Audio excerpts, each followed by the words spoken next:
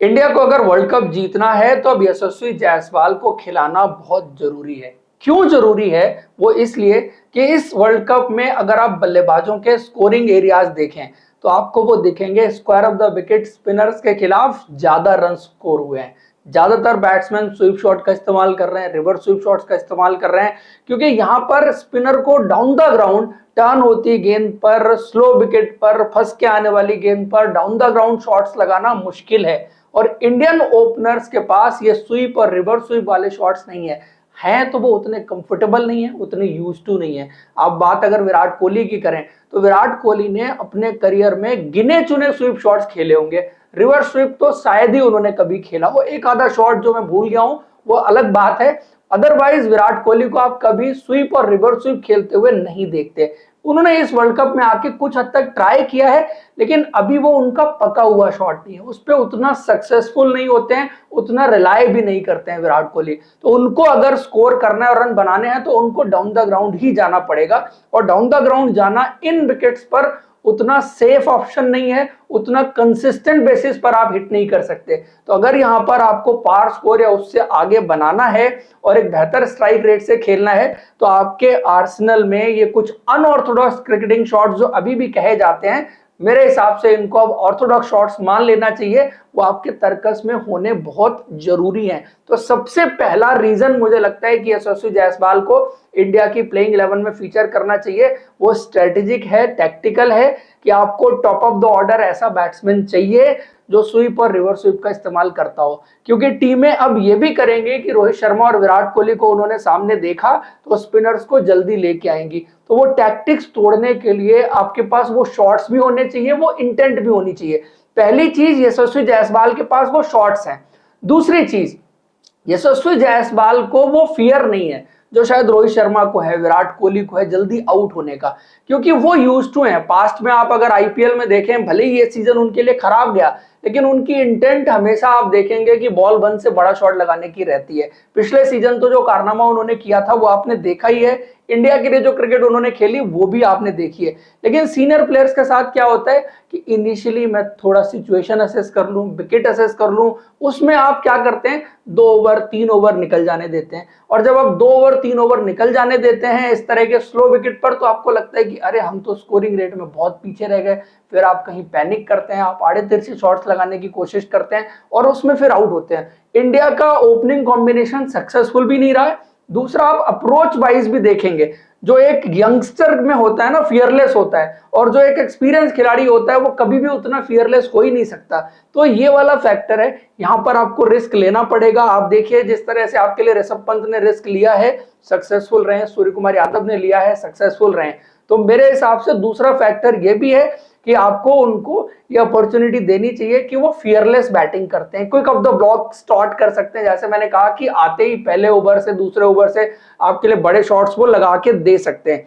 तीसरी चीज आप अगर देखें कि जैसे इन बैट्समैन के सामने लेफ्ट आर्म स्पिनर आ जाता है तो वो ज्यादा फंसने वाली चीज हो आती है। अब यशस्वी जायसवाल के सामने मान लीजिए कि लेफ्ट आर्म स्पिनर आ गया तो वो कवर का एरिया, मिड ऑफ के राइट साइड का एरिया, वो एरिया भी वो टारगेट करते हैं। एक्स्ट्रा कवर के ऊपर से भी ऑफ स्पिनर्स को वो शॉट्स लगाते हैं। इनसाइड आउट भी उनके पास अच्छा शॉट है, कट भी वो अच्छा खेलते हैं। तो स्पिनर्स के खिलाफ जो बेसिकली रेंज ऑफ शॉट्स है उनके पास, वो रोहित शर्मा और विराट कोहली से कहीं बेहतर आपको नजर आती है। और दूसरा, बाकी जो फैक्टर्स देख रहे हैं वो सारे रीजंस हैं जिसकी वजह से मुझे लगता है कि आज की डेट में अब इंडियन टीम को ये फैसला लेना होगा कि यशस्वी जायसवाल को इस प्लेइंग 11 में कैसे खिलाना है।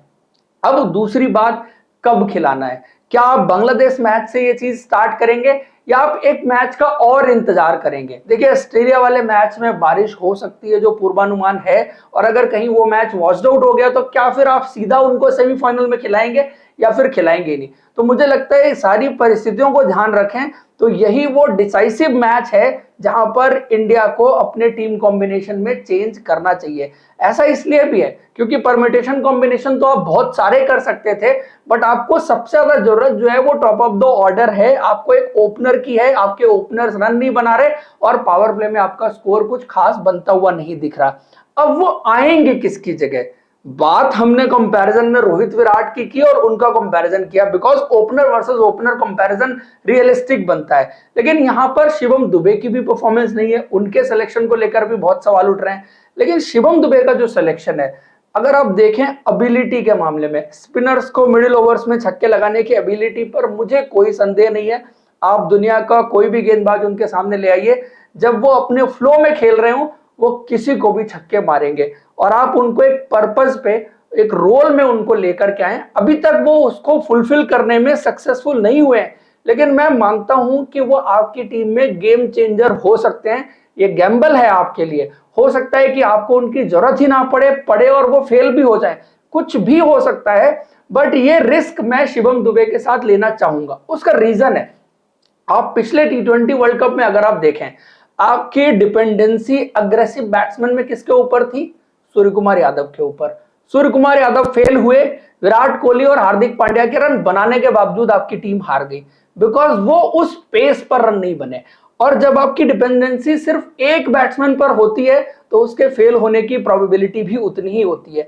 तो आपको उसके बैकअप ऑप्शंस ऊपर नीचे रखने पड़ेंगे, और ओवरऑल टीम जिस तरह से खेल रही है वो चीज आपको मिडिल ओवर्स में रखनी पड़ेगी, क्योंकि स्पिनर्स के खिलाफ जो बैट्समैन बॉल बंद से जाके बड़े शॉट्स लगाना स्टार्ट कर सकता है, आज की डेट में आपके पास, अब अगर यशस्वी जायसवाल को भी इंक्लूड कर लें तो आपके पास 4 ऑप्शन कम से कम हो जाएंगे। टॉप ऑफ द ऑर्डर आपके पास यशस्वी जायसवाल, उसके बाद आप देखें ऋषभ पंत, देन आप सूर्य कुमार यादव, और फिर शिवम दुबे। हार्दिक पांड्या को अगर आप देखें, उनको इनिशियल टाइम चाहिए, वो आके बॉल बंद से बड़े शॉट्स नहीं लगाते। तो आपके पास quick off the block start करने वाले, स्पिनर्स को जल्दी टेक ऑन करने वाले बैट्समैन ज्यादा होने चाहिए, बिकॉज सामने वाली टीमों में भी आपको स्पिनर्स जो है वो ज्यादा नजर आएंगे, क्योंकि स्पिनर फ्रेंडली कंडीशन है। तो ये गैम्बल जरूर है, बट मैं तो शिवम दुबे के साथ ये गैम्बल जरूर लेना चाहूंगा, because on his given day वो आपके लिए एक्स फैक्टर और गेम चेंजर साबित हो सकते हैं।